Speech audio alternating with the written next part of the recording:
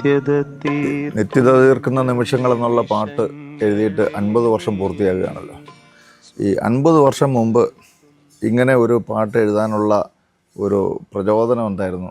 അതിലേക്ക് വഴിവെച്ച കാരണങ്ങൾ വല്ലതും ഉണ്ടായിരുന്നു? ആ കാലത്ത് ഒരു പാട്ടെഴുതുക എന്ന് പറയാൻ പോലും സാധിക്കാത്തൊരു കാലമാണ്. കാരണം വല്ല കവിതയൊക്കെ ഏതെങ്കിലുമൊക്കെ പ്രസിദ്ധീകരണങ്ങളിൽ നമുക്ക് വിടാമെന്നല്ലാതെ അത് റെക്കോർഡ് ചെയ്തെടുത്ത് അന്നൊക്കെ ലോങ് പ്ലേ ഡിസ്കുകൾ അല്ലെങ്കിൽ ഈ അരക്ക് കൊണ്ടുണ്ടാക്കിയ പ്ലേറ്റുകളില്ലേ, ആ പ്ലേറ്റുകളിലാണ് റെക്കോർഡ് ചെയ്തത്. അത് സാധാരണക്കാരനെ കൊണ്ട് പറ്റുന്ന കാര്യമായിരുന്നില്ല. അതായത് സംഗീതം ഈ കാലത്തെ പോലെ അത്രമാത്രം ജനകീയമായിരുന്നില്ല ആരുടെയും കയ്യിൽ. എന്ന് മാത്രമല്ല, പ്രത്യേകിച്ച് അതിൽ തന്നെ ക്രൈസ്തവർക്ക് സംഗീതമൊന്നും അത്ര ആ കാലഘട്ടത്തിലൊട്ടും പ്രാപ്യമായ ഒരു കാലമല്ലായിരുന്നല്ലോ. ഞാനതിൻ്റെ ടെക്നോളജിയാണ് പറയുന്നത്. കാരണം ഒരു പാട്ട് എഴുതിയാലും നമുക്കതിനെ റെക്കോർഡ് ചെയ്തെടുക്കാനോ അതിനെ ആളുകളുടെ മധ്യത്തിലേക്ക് അവതരിപ്പിക്കാനോ സാധിക്കുന്ന ഒരു മാധ്യമമില്ല. ആകെ ഉള്ളത് ഈ പറയുന്ന പ്ലേറ്റുകളാണ്. ഈ പ്ലേറ്റുകളെന്ന് പറയുന്നത് വലിയ കമ്പനിക്കാർ മാത്രം ചെയ്യുന്നതല്ലേ. HMV അങ്ങനെയൊക്കെയുള്ള കമ്പനികളാണ് ചെയ്യുന്നത്. അപ്പം അങ്ങനെയുള്ളത് കൊണ്ട് ഒരു പാട്ട് എഴുതുന്നതിനെക്കുറിച്ച് അല്ലെങ്കിൽ അത് റെക്കോർഡ് ചെയ്യുന്നതിനെക്കുറിച്ച് ചിന്തിക്കാൻ പോലും പറ്റാത്തൊരു കാലത്താണ് എൻ്റെയൊക്കെ ചെറുപ്പം. അങ്ങനെ ഇരിക്കുമ്പോൾ ആ ഇടയ്ക്ക് ഏതാനും ഡിസ്കുകൾ ആബേലച്ചനൊക്കെ ഇറക്കിയായിരുന്നു, ക്രിസ്തീയ ഭക്തിഗാനത്തിൻ്റെ. അന്നും ആബേലച്ചൻ ഈ രംഗത്തുണ്ട്. ആബേലച്ചനാണ് ആദ്യകാലത്തൊക്കെ ഈ ഏറ്റവും പുതിയ ഈ യുഗത്തിലേക്ക് ആദ്യമായിട്ട് കടന്നു വരുന്ന നമ്മുടെ ഇവിടെയുള്ള ഒരു ആചാര്യൻ. പിന്നെ മൈക്കിൾ പനക്കൽ തുടങ്ങിയ വേറെ ചിലരൊക്കെ ഉണ്ട്. പക്ഷേ ഇവിടെ സംഭവിച്ചതെന്നു വെച്ച് കഴിഞ്ഞാൽ CSCയുടെ ഒരു സ്റ്റുഡിയോ ആരംഭിച്ചു. അന്നത്തെ കാലത്ത് ഇവിടെ നമുക്ക് ലഭിക്കാവുന്നതിൽ ഏറ്റവും നല്ലൊരു റെക്കോർഡിംഗ് സ്റ്റുഡിയോ അങ്ങനെ ആരംഭിച്ചത് കൊണ്ട് ഞാൻ ഈ പാട്ട് അവിടെ റെക്കോർഡ് ചെയ്യാനായിട്ട് തീരുമാനിച്ചു. ആ കാലത്ത് Cochin arts and communication CSC അന്നത്തെ രീതിയിലൊരു നല്ല സ്റ്റുഡിയോ തുടങ്ങി. പക്ഷേ ഇന്നതൊന്നുമല്ല. അപ്പോൾ അങ്ങനെ റെക്കോർഡിങ് ആരംഭിച്ചപ്പോൾ വിൻസെൻഷൻ സഭയുടെ വിൻസെൻഷൻ കോൺഗ്രിഗേഷൻ്റെ റിവൈവലിൻ്റെ 50-ാം വർഷം ഇച്ചിരി നന്നായിട്ട് കൊണ്ടാടാനായിട്ട് തീരുമാനിച്ചു. അപ്പോൾ അതിൻ്റെ ഭാഗമായിട്ട് ഒരു 16mm ഫിലിം, ഡോക്യുമെൻ്ററി ഫിലിം ഉണ്ടാക്കാൻ തീരുമാനിച്ചു. അപ്പോൾ അതിനെന്നെയാണ് ചുമതലപ്പെടുത്തിയിരുന്നത്. അപ്പോൾ അതിലേക്കൊരു പാട്ട് വേണം. ആ പാട്ട് എഴുതിക്കാനായിട്ട് ആബേലച്ചനെ ഞങ്ങൾ സമീപിച്ചു. ഞാനും എൻ്റെ ഒരു സീനിയർ അച്ഛനും കൂടെയാണ് പോയത്. അന്നത്തെ ഒരു ആചാര്യസ്ഥാനത്ത് ഇരിക്കുന്ന ഒരു ഗാനരചയിതാവാണ് ആബേലച്ചൻ, CMIയിലെ ആബേലച്ചൻ. അദ്ദേഹം കലാഭവനൊക്കെ തുടങ്ങിയ ഒരു സാഹചര്യമാണത്. അപ്പോൾ അച്ഛനെ സമീപിച്ചിട്ട് ഞങ്ങൾ ഈ പാട്ടിൻ്റെ കാര്യം പറഞ്ഞു. അച്ഛനൊന്ന് എഴുതിത്തരണം. അച്ഛൻ പറഞ്ഞു 2 ആഴ്ച കഴിഞ്ഞ് ഒരു നോക്കാമെന്ന് പറഞ്ഞു. 2 ആഴ്ച കഴിഞ്ഞ് ചെന്നപ്പോൾ അദ്ദേഹം മറന്നുപോയി.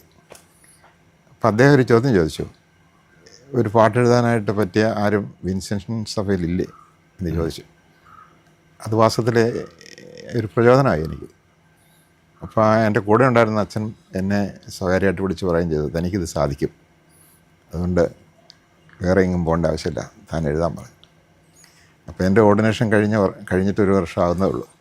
അപ്പോൾ ഈ ഓർഡിനേഷനുമായിട്ട് ബന്ധപ്പെട്ട് ഈ വക ചിന്തകൾ, ഞാൻ വീട്ടിൽ നിന്ന് വന്നത്തെ അവസ്ഥ എന്താണ്, അത് കഴിഞ്ഞ് ഫോർമേഷൻ കഴിഞ്ഞ് ഒരു വൈദ്യനായ സ്ഥിതിക്ക് ഉണ്ടായ മാറ്റങ്ങൾ, ഇതെല്ലാം ഓർത്താണ് എൻ്റെ മനസ്സ് നിറഞ്ഞിരിക്കുന്നത്.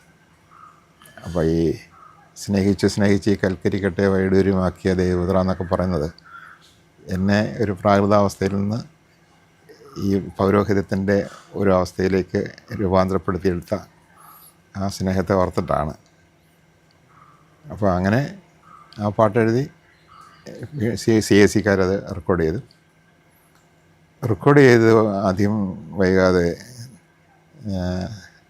KJ യേശുദാസ് സാറ് സ്റ്റുഡിയോ സന്ദർശിക്കാനായിട്ട് വരാറുണ്ട്. അങ്ങനെ ഒരു ദിവസം അവിടെ കയറി വന്നപ്പോൾ ഈ പാട്ട് റെക്കോർഡ് ചെയ്തത് കേൾപ്പിച്ചു. അപ്പോൾ കേൾപ്പിച്ചപ്പോൾ അദ്ദേഹം, മനോഹരമായൊരു പാട്ടാണല്ലോ, ഇതിങ്ങനെയൊക്കെ പാടിയാൽ മതിയോ എന്നുള്ള രീതിയിലൊരു കമൻ്റ് അടിച്ചു. ഉടനെ ഈ സ്റ്റുഡിയോയുടെ ഡയറക്ടർ അച്ഛൻ പറഞ്ഞു, അതിനെന്നാ ദാസപ്പന് വേണമെങ്കിൽ അത് പാടാമല്ലോ, ഈ ഇരിക്കുന്ന അച്ഛനാ എൻ്റെ ആൾ, കുഴപ്പമില്ല. അപ്പോൾ ഞാനും പറഞ്ഞു, എനിക്ക് സന്തോഷമാണ്, ദാസേട്ടൻ പാടുന്ന എനിക്ക് വളരെ സന്തോഷം. യേശുദാസിന് ഒരു 34 വയസ്സൊക്കെ ഉള്ളൂ. അന്ന് യേശുദാസ് വളരെ പ്രശസ്തിയുടെ കൊടുമുടി നിൽക്കുന്ന ഒരു സമയമായിരിക്കുമല്ലോ. അതെ അതെ. അങ്ങനെ അദ്ദേഹം അത് പാടാനായിട്ട് മേടിച്ചു. അങ്ങനെ അദ്ദേഹത്തിൻ്റെ ഒരു ലോങ് പ്ലേ ഡിസ്കിൽ അത് ഇതും കൂടെ ചേർത്തു. അങ്ങനെയാണത് ഇങ്ങനെ ഈ ഒരു രീതിയിലേക്ക് പ്രശസ്തമായി തീർന്നത്. മാത്രമല്ല അതിൻ്റെ സംഗീതം ജോബാൻ ജോർജ് എന്ന് പറയുന്ന വളരെ പ്രഗത്ഭരായ രണ്ടുപേരാണ്. തീർച്ചയായിട്ടും അവരെ അല്ലിയാമ്പൽ കടവിലെന്നരയ്ക്ക് വെള്ളം എന്ന ഒരൊറ്റ സിനിമാ ഗാനത്തിലൂടെ അതെ അതെ വളരെ പ്രഗത്ഭരായ വ്യക്തികളായിരുന്നല്ലോ അവർ. മാത്രമല്ല ആ സിനിമാ ഗാനം പാടിയതിലൂടെയാണ് യേശുദാസും വളരെ പെട്ടെന്ന് അംഗീകരിക്കപ്പെട്ട് വന്നത്. അപ്പോൾ ആ ഒരു പശ്ചാത്തലത്തിൽ ഞാനും അതിൻ്റെ ഭാഗമായിട്ട് മാറി. വളരെ പ്രശസ്തരായിരുന്ന ജോബാൻ ജോർജ് ഈ ഇങ്ങനെ ഒരു ഭക്തിഗാനം മ്യൂസിക് കൊടുക്കാനായിട്ട് വരാനിടയായ സാഹചര്യം എങ്ങനെയായിരുന്നു? അവർ സിനിമാ രംഗത്തുനിന്ന് തിരിച്ച് മദ്രാസിൽ നിന്നും തിരിച്ച് കേരളത്തിലേക്ക് വന്നു കഴിഞ്ഞപ്പോൾ അവർക്ക് സമയമുണ്ടായിരുന്നു. ഇതൊക്കെ ചെയ്യാൻ അവർക്ക് താല്പര്യമുണ്ട്. അവർ ഭക്തിഗാന രംഗത്തുള്ളവരാണല്ലോ. അങ്ങനെ അവർ സന്തോഷത്തോടെ സ്വീകരിച്ചാണ്. അതിൻ്റെ ഓർക്കസ്ട്ര ചെയ്തിരിക്കുന്നത് റെക്സ് ഐസക് ആണല്ലോ. അതെ അതെ, റെക്സ് ഐസക്. അദ്ദേഹവും വളരെ പ്രഗത്ഭനായ ഒരു വ്യക്തിയാണല്ലോ. പിന്നല്ലേ. അപ്പോൾ ഈ ശരിക്കും ഈ എല്ലാ ഘടകങ്ങളും കൂടെ ഈ പാട്ടിനകത്ത് അങ്ങ് യോജിച്ചു ഒത്തുവന്നു എന്നുള്ളതാണ്. അതെ അതെ അതെ, അതൊരു വലിയ ദൈവാനുഗ്രഹമായിട്ട് തോന്നുന്നു അല്ലേ? തീർച്ചയായിട്ടും അതെ. കാരണം ഇത് ഇപ്പോൾ ഈ 50 വർഷം കഴിഞ്ഞിട്ട് ഈ പാട്ട് ഇപ്പോഴും ഇങ്ങനെ നിലനിൽക്കുന്നുവെങ്കിൽ അതിൻ്റെ പിന്നിൽ ഇത്ര മനോഹരമായ രീതിയിൽ ഇപ്പോൾ യേശുദാസിൻ്റെ ശബ്ദം, ജോബാൻ ജോർജിൻ്റെ സംഗീതം, റെക്സ് ഐസക്കിൻ്റെ ഓർക്കസ്ട്ര, അതിലെല്ലാത്തിലും ഉപരി അച്ഛൻ്റെ ഈ കാലത്തെ അതിജീവിക്കുന്ന ആ രചന, ഇപ്പം ഈ ഘടകങ്ങളെല്ലാം കൂടെ ചേർന്നപ്പോഴാണ്. മാത്രമല്ല ഇവിടുത്തെ സ്റ്റുഡിയോയിൽ ഒന്ന് റെക്കോർഡ് ചെയ്തെങ്കിലും വീണ്ടും അത് തരങ്കണി പോയി. അന്ന് തരങ്കണി ഉണ്ടായിട്ടുണ്ട്. അന്ന് തരങ്കണി ചെന്നൈയിൽ ആരംഭിച്ചായിരുന്നു.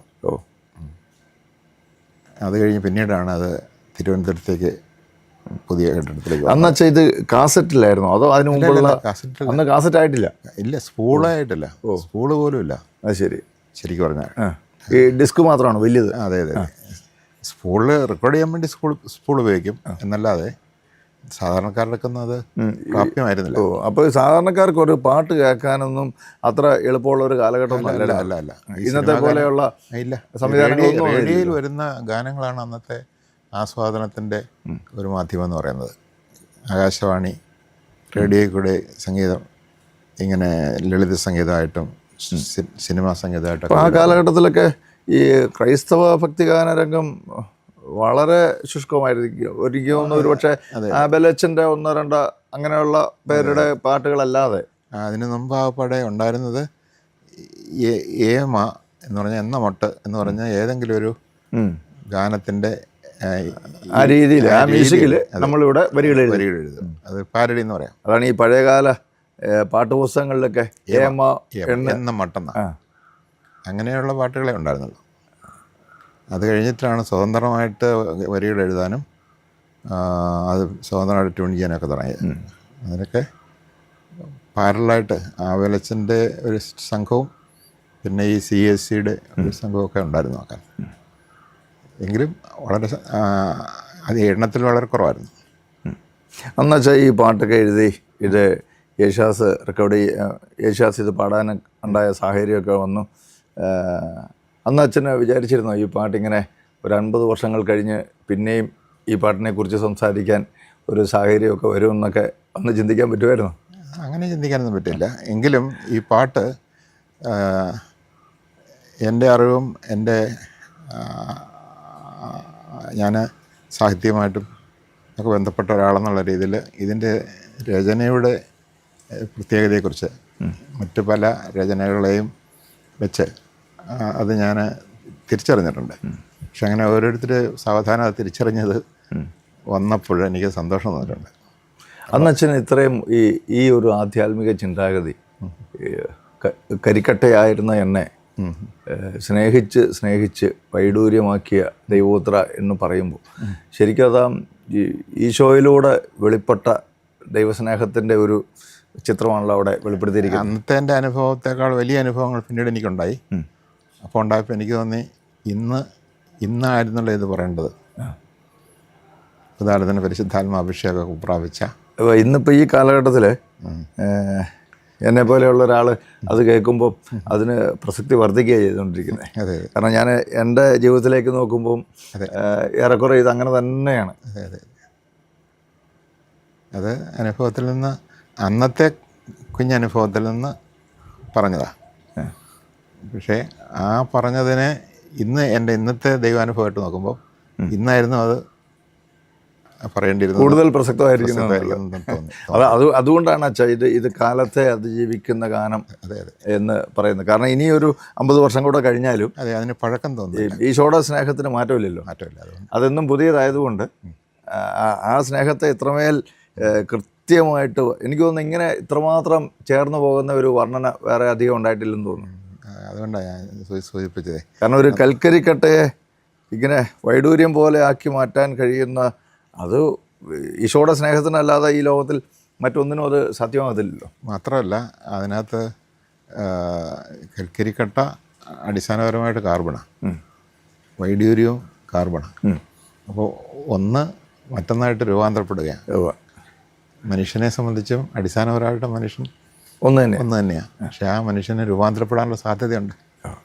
അത് ഏത് കരിക്കട്ട പോലെ ഇരിക്കുന്ന മനുഷ്യനും അതെ വൈഡൂര്യം പോലെ ആയിത്തീരാനുള്ള സാധ്യതയുണ്ട്. ഒരു വലിയ സാധ്യതയാണ്. ഒരു രൂപാന്തരപ്പെടുത്തുന്ന ഒരു പ്രവൃത്തി ഒരു ദൈവത്തിൻ്റെ സ്പർശനത്താൽ ഉണ്ടാകുന്നുണ്ട്. ശരിക്കും വെച്ചാൽ ഈ സെമിനാരി വിദ്യാഭ്യാസമൊക്കെ കഴിഞ്ഞ് പട്ടമൊക്കെ കിട്ടി ആദ്യത്തെ 1 വർഷത്തിനുള്ളിലാണല്ലോ അച്ഛൻ ഈ പാട്ടൊക്കെ എഴുതുന്നത്. അപ്പം അന്ന് ഇത്രയും ഉയർന്ന ഒരു ചിന്താഗതി അച്ഛനുണ്ടായത് എങ്ങനെയാണ്?